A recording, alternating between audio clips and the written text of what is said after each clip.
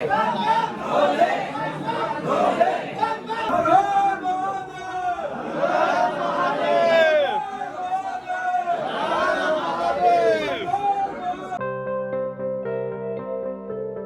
अंत आरंभ तुम्ही हो, ये जीवन तुम्हें समर्पित है आदि योगी जिसने सही राह दिखाई।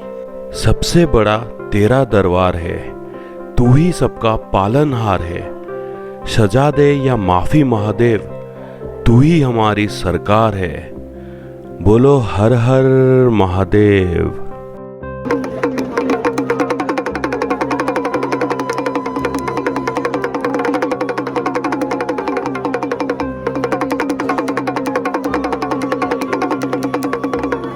बोले जयकारा वीर बजरंगी, हर हर महादेव। तो नमस्कार दोस्तों, उत्तराखंड सफरनामा का सबसे इम्पोर्टेंट ब्लॉग में आप लोगों का फिर से स्वागत है। मेरा नाम है संदीप और आप देख रहे हैं वंडरलॉस्ट ऑन व्हील। तो आज हम करने वाले हैं केदार बाबा का दर्शन, जिसके लिए मैं कई सालों से वेट किया था। पिछला ब्लॉग था गौरीकुंड से केदारनाथ का खच्चर यात्रा, और अब हम नाश्ता वगैरह कर लिए हैं, आगे बढ़ेंगे केदार बाबा का दर्शन करने के लिए।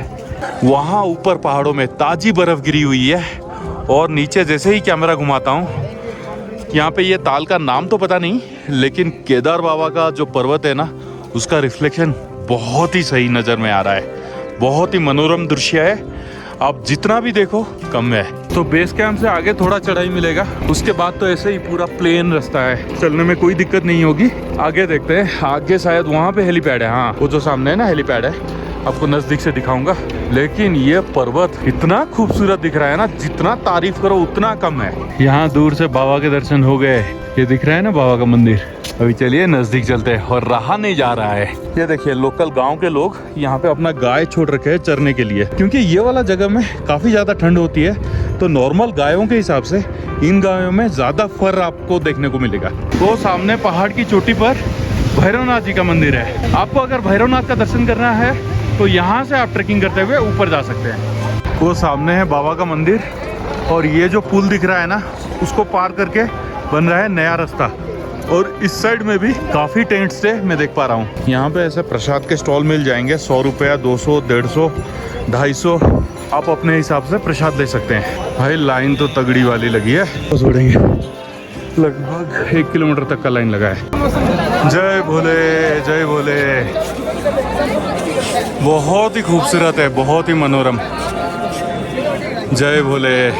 यहाँ पे भारत के कई प्रांतों से महंत जी, भोले बाबा के भक्त, नागा बाबा, कई सारे ऐसे बाबाएं आए हैं। मंदिर में जाने से पहले अच्छी तरीके से यहाँ पर पैर धो लीजिए और हल्का सा काक स्नान कर लीजिए।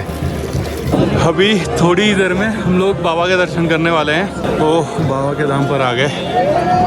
जय भोले, जय भोले, जय श्री केदारनाथ। जय भोले, जय भोले, जय भोलेनाथ। भोलेनाथ सबके साथ। जयकारा वीर बजरंगी, हर हर महादेव।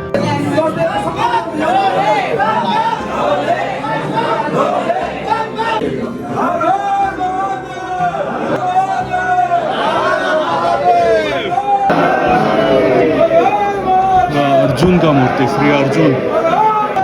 हर हर महादेव, हर हर महादेव, हर हर महादेव। तो भाई बाबा का दर्शन आराम से हो गया। अभी मंदिर का परिक्रमा करेंगे। एक्चुअली ना यहाँ पे थोड़ा बहुत जुगाड़ चलता है। लाइन तो लंबी लगी हुई है, 1-1.5 किलोमीटर का। लास्ट टाइम भी बद्रीनाथ में आप देखे थे, हम 4 घंटा लाइन में रुके थे। यहाँ पे भी करीब करीब 2 घंटे का लाइन लगा है। तो हमें एक भाई साहब मिले, ऐसे पिछली बार पौड़ी वगैरह आए थे, तो बात करते करते जान पहचान भी बढ़ा लिए। तो बोले कि आप थोड़ा दक्षिणा दे दो, 500 रुपया, मैं सीधा लेके मंदिर के अंदर आपका दर्शन करा दूंगा। चलो, भोले बाबा का बहुत अच्छी तरीके से दर्शन हो गया। इस जरिए उनका भी पेट का कमाई हो गया। वो लोग इधर इसीलिए ही खड़े हैं, या फिर हम लोगों के लिए सेवा प्रदान कर रहे हैं, तो सेवा के बदले में हम लोगों को भी कुछ दक्षिणा देना चाहिए। तो कोई प्रॉब्लम नहीं है। भोले बाबा का दर्शन हो गया, मेरे भोले का दर्शन हो गया। मतलब आंखों में ऐसा आंसू आ गए थे, मैं क्या बताऊं। इतना खुशी कभी भी नहीं मिला है मुझे। तो मेरा जीवन धन्य हो गया। हनी, हम दोनों का जीवन एकदम धन्य हो गया। साथ में ही हम लोग देखे हनी, कैसा लगा? बहुत सही लगा, बहुत अच्छा लगा, पवित्र हो गया मन। पवित्र हो गया। जो इच्छा थी ना भोले बाबा मतलब केदार बाबा का दर्शन करने के लिए, वो पूरी हो गई। इसके बाद देखते हैं, हमारा इच्छा है अमरनाथ बाबा और कैलाश बाबा का यात्रा करने के लिए। बुलाता है वो उनका बुलावा कब आता है उसके लिए बस अभी वेट करना है। चलिए अब मंदिर का परिक्रमा लगाते हैं, उसके बाद आगे बढ़ेंगे नीचे गौरीकुंड की ओर। जय केदार बाबा, जय तुंगनाथ बाबा, जय रुद्रनाथ बाबा, जय कल्पेश्वर बाबा, जय मधमेश्वर बाबा। केदारनाथ तुंगनाथ का दर्शन हो गया, अभी बाकी 3 केदार भी बुलावा जल्दी से जल्दी करा दो। यहाँ पर भैरव बाबा के सामने आरती लेते हुए हम आगे बढ़ेंगे भीमशिला की ओर। तो ये सामने है भीमशिला, बिल्कुल मंदिर के पीछे।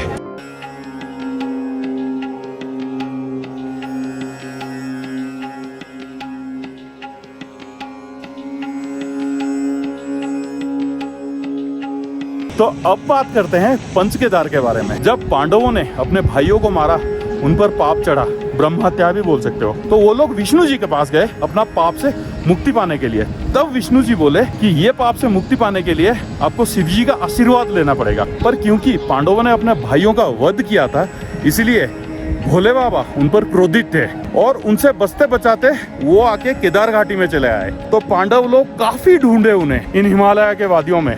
फिर नारायण जी उनको बताए कि बाबा केदार घाटी में है। 5 पांडव इधर आ गए केदार घाटी में, पर भोले बाबा एक भैंसा का रूप लेके पूरा बड़े से भैंसा के झुंड के बीच में चल रहे थे। फिर पांडव लोगों को डाउट हुआ कि इनमें से कौन सा भैंसा भोले बाबा है। तो धर्मराज युधिष्ठिर बहुत चालाक थे, भीम को बोले कि अपना विशालकाय रूप धारण करो और एक पैर ये पहाड़ के ऊपर, दूसरा पैर ये पहाड़ के ऊपर रखकर खड़े हो जाओ। उससे क्या हुआ कि सारा भैंसा का जो झुंड था भीम के पैर के नीचे से चले गए, पर भोले बाबा भीम के पैर के नीचे से कैसे जा सकते थे। फिर उसके बाद उनको डाउट हो गया कि वो वाला भैंसा है भोले बाबा। भीम क्या किया, उनके पूंछ को कस के पकड़े, पर भोले बाबा क्रोधित थे, इसीलिए इसी जगह पर केदार वैली में वो धरती पर समा गए। धरती पर समाने के बाद उनका पुष्ट भाग, जो मंदिर के अंदर आप दर्शन करोगे ऐसा कुबड़ वाला पत्थर, तो वो है पुष्ट भाग। पुष्ट भाग यहाँ पर गिरा जहाँ पे बना है केदारनाथ। उनकी भुजाएं ऊपर गिरा चोपता में, जहाँ पे बनाया गया तुंगनाथ। तुंगनाथ मंदिर जी का दर्शन मैं 2 साल पहले किया था। लिंक यहाँ पे कहीं डिस्क्रिप्शन में होगा, आई बटन में होगा, आप देख लीजिएगा ये वीडियो के बाद। उनका सर जाके गिरा रुद्रनाथ में, और उसके बाद जो मध्य हिस्सा है ना वो जाके गिरा मधमहेश्वर में। रुद्रनाथ जी का यात्रा 20 या 21 किलोमीटर का होता है, वैसे ही मधमहेश्वर जी का यात्रा कुछ 16 से 17 किलोमीटर का है। और वो यात्रा कहाँ से शुरू होता है, इससे पिछले वाले ब्लॉग में मैं दिखाया हूँ, उसका भी लिंक डिस्क्रिप्शन में है, जिसका नाम है बद्रीनाथ टू केदारनाथ धाम वाला ब्लॉग, वो देख सकते हो। और उनका जो जटा है, जटा वाला हिस्सा जाके गिरा कल्पेश्वर में। हमारा मन था तो कल्पेश्वर धाम का दर्शन करने के लिए, लेकिन हम लोग फंस गए बद्री विशाल का दर्शन करने के बाद। काफी ट्रैफिक जाम था, बद्री विशाल का दर्शन भी 4 घंटे लग गए थे, इसके वजह से हम कल्पेश्वर बाबा का दर्शन नहीं कर पाए। चलो कुछ अगर छूटता है तो सही है, फिर से बुलावा आएगा और हम फिर से खो जाएंगे इन उत्तराखंड के भव्य वादियों में, देवभूमि के वादियों में। सामने है केदार बाबा का मंदिर, और ये पीछे देख रहे हैं कितने सारे मन्नत का पत्थर ऐसे रखा गया है। आप भी मन्नत मांग के ऐसे पत्थर रखो, मन्नत पूरी होने पर फिर से अगर चाहो तो केदार बाबा का दर्शन करने के लिए आ सकते हैं। आदि गुरु शंकराचार्य जी ये सारे मंदिरों का खोज किए थे। वैसे तो ये मंदिर को पांडवों ने बनाया था, पर आदि गुरु शंकराचार्य जी साउथ से चलते हुए नॉर्थ में ये पर्टिकुलर शेप में जितना भी मंदिर आप देखोगे, सारे के सारे मंदिर आदि गुरु शंकराचार्य जी के द्वारा प्रतिष्ठा की गई है। आदि गुरु शंकराचार्य जी का मठ है अपना कर्नाटका में श्रृंगेरी पर। समाधि है। हाँ, यहाँ समाधि है। अच्छा, इधर उनको समाधि दिया गया था क्योंकि उनका मठ यहाँ पे है ना श्रृंगेरी में। श्रृंगेरी में है। हाँ। हम जाते हैं श्रृंगेरी मठ। मैं तो कर्नाटका से हूँ ना, मैं गया हूँ श्रृंगेरी। सन्यासी ना, हमको जाना पड़ता है। अच्छा, आप वैसे तो कहाँ से है? हम राजस्थान से हैं। राजस्थान से। कोमलगढ़। कुंभलगढ़।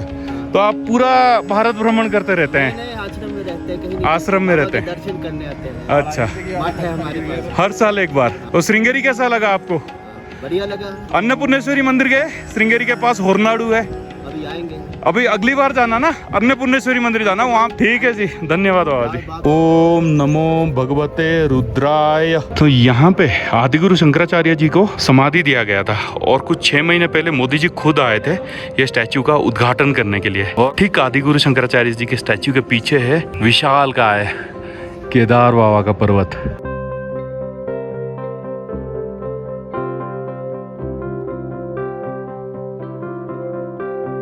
वो ऊपर देख रहे हैं, ऐसे कई सारे झरना आपको देखने के लिए मिलेंगे। तो अब बात करते हैं 2013 की आपदा के बारे में। ऊपर वो धसा हुआ लैंडस्लाइड मलबा का ढेर दिखाई दे रहा है, वो मलबा का ढेर दरअसल वो सब 2013 की आपदा के टाइम में वहाँ पहाड़ियों में से आया था। ये पहाड़ियों के पीछे है चोरावारी लेक। तो 2013 में ये हुआ था कि अचानक से बादल फट गए थे। उस टाइम तक चोरावारी लेक में पानी भरा पड़ा था।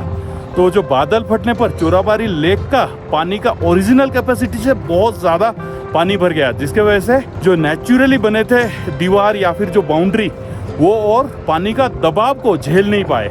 एक साथ में वो बाउंड्री टूटा और 5 मिनट में ये पूरा एरिया का काम तमाम कर दिया। और नीचे जितने भी घर थे, ये देखिए, पहले नीचे बहुत सारे होटल्स, घर, होम स्टे वगैरह थे, सब पहाड़ के पानी में बह गए। और उससे आगे जैसे अभी गौरीकुंड हो गया है बेस, पहले था रामबड़ा, पूरा रामबड़ा खत्म हो गया था। पर बाबा का कृपा ऐसा है, बाबा का चमत्कार ऐसा है कि मंदिर को कुछ भी नहीं हुआ। वो पीछे देख रहे हैं तो बड़ा सा शिला, उसको भीमशिला बोलते हैं। पता नहीं बाबा का कुदरती करिश्मा है, भीमशिला अपने आप से उन पहाड़ों में से लुढ़कती हुई इधर आ गया, जिसके वजह से पानी का जो फोर्स है ना, वो 2 हिस्सों में ऐसे बट गया।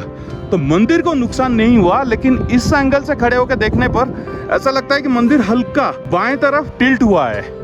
उतना नुकसान तो चलता है। आखिरकार हमारा बाबा का मंदिर बच गया, लेकिन वो आपदा के दौरान काफी जान मानी की हानि हुई थी और बहुत सारे प्रॉपर्टी का लॉस हुआ था। तो भैया हमारे चैनल को सब्सक्राइब किए, मैं ब्लॉग कर रहा था। भैया आपका नाम? निकास बच्चा, उड़ीसा से।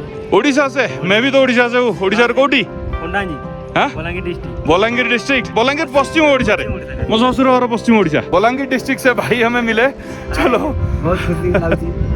बहुत खुशी हो रहा है उनसे। मैं यहाँ पे ब्लॉग कर रहा था, फिर आए पूछे कि यूट्यूबर हो क्या? मैं बोला नहीं, वैसे तो जॉब करते हैं, लेकिन ट्रैवल वीडियो बनाते रहते हैं। इसी बहाने भाई साहब से मतलब मुलाकात हो गया, मिलके अच्छा लगा। ये गोड़िया मिल ओडिया ओडिया भाई हमें दिखा जाओ, बढ़िया लगला भाई।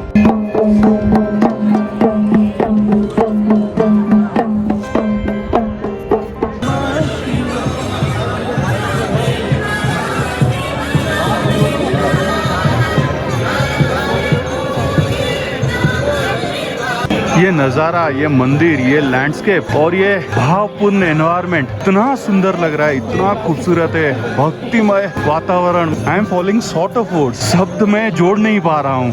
अंदर इतना खुशी है। देखने के बाद मेरे भोले बाबा का दर्शन फाइनली हो गया। सुना था केदार बाबा के धाम में स्वर्ग से हवाएं बहती हुई आती है नीचे, और बिल्कुल मैं ये महसूस कर पा रहा हूँ केदार बाबा के चौखट पर बैठकर। वो ऊपर जो चोरावाड़ी लेक है ना, उसको गांधी सरोवर भी बोला जाता है, क्योंकि गांधी जी का अस्थियों का विसर्जन वो ऊपर किया गया था, वो हेलीकॉप्टर से। आदिगुरु शंकराचार्य ने अपने काफी युवा अवस्था में बौद्ध धर्म, बाकी बहुत सारे धर्म जो सनातन धर्म के अगेंस्ट में थे, उनको हराकर सनातन धर्म को पुनः स्थापित किया था। और उत्तर से लेकर दक्षिण, पूर्व, पश्चिम, चारों तरफ हिंदू मंदिर के निर्माण किए थे। उत्तराखंड में आपको छोटे 4 धाम मिल जाएंगे, लेकिन जो बड़े 4 धाम है, जैसे कि उत्तर में हो गया बद्रीनाथ धाम, ईस्ट में हो गया पुरी धाम, द्वारका धाम वेस्ट में, और साउथ में रामेश्वरम धाम, वो चारों दिशा में इसीलिए धाम स्थापित किए थे ताकि लोग पूरा भारत भ्रमण करके सनातन धर्म का प्रचार करें। सामने बहुत सारे धर्मशाला और होटल भी मिल जाएंगे अगर आप केदारनाथ धाम पर रुकना चाहते हो ओवरनाइट। इसका किराया 2000, 3000, 4000 से लेके वेरी करता है। और भाई साहब यहाँ ऊपर आने के बाद पता चला कि जियो वाईफाई फ्री है।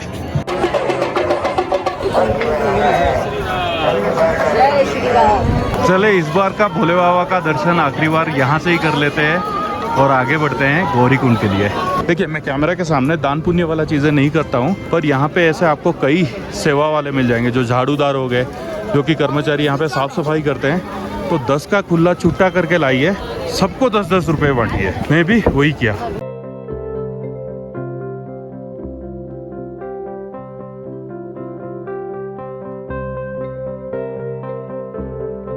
अभी टाइम ऑलमोस्ट 12 बजने वाले हैं और हम नीचे उतरने का यात्रा भी खच्चर या फिर घोड़ों से कर रही है, खच्चर ही है। तो आने के टाइम में हम लोग टोटल पे किए थे 5100, यानी 5100, 5100, और अभी एक घोड़ा का 1800, यानी 3600 रुपया पे किए।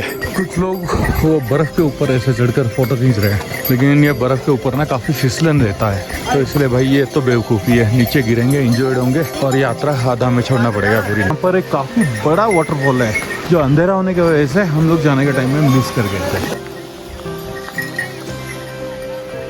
घोड़ा पड़ाव से हम लोग ये यात्रा शुरू किए थे रात के 3:30 बजे और अभी हो रहे हैं दोपहर के 3:30। और मैं आपको बता दूं, ये यात्रा 12 घंटे में कंप्लीट करने वाले यात्राओं में से बिल्कुल भी नहीं है। हम लोग फाटा पे जहाँ पे रुके हैं ना, ये देखिए बिल्कुल उसके सामने ही हेलीपैड। आप चाहे खच्चर से करो या पैदल में करो, ये यात्रा बहुत ही डिफिकल्ट है।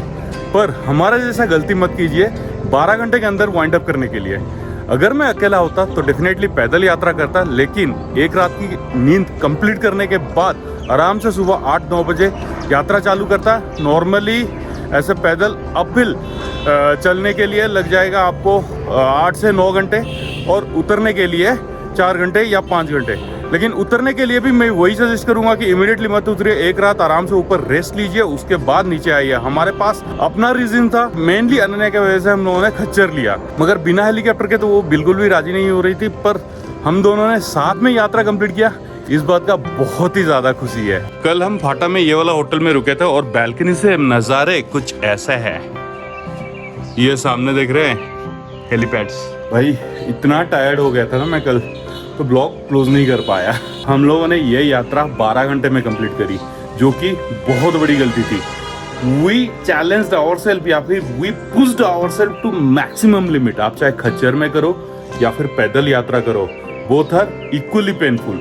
तो मैं ये तो नहीं कहूँगा कि आपको स्टेमिना ज़्यादा चाहिए या फिर स्ट्रेंथ ज़्यादा चाहिए, क्योंकि 70-70, 80-80 साल के बुजुर्ग लोग भी ये यात्रा कर रहे हैं। तो एक ही बात चाहिए मन में और दिल में, भोले के लिए भक्ति और श्रद्धा, बाकी तो बाबा पार लगा देंगे। तो सेइंग सो, आज का ब्लॉग एंड करने के लिए टाइम आ गया। If you like this video give a thumbs up, अगर नए हो तो सब्सक्राइब कीजिए। अगर आपका कोई भी रिश्तेदार या फिर आप खुद ये यात्रा पर आना चाहते हैं तो ये वीडियो देखिए, नहीं तो शेयर कीजिए। जल्दी मिलते हैं नेक्स्ट ब्लॉग में, तब तक के लिए जय हो भोलेनाथ की जय। भोलेनाथ सबके साथ।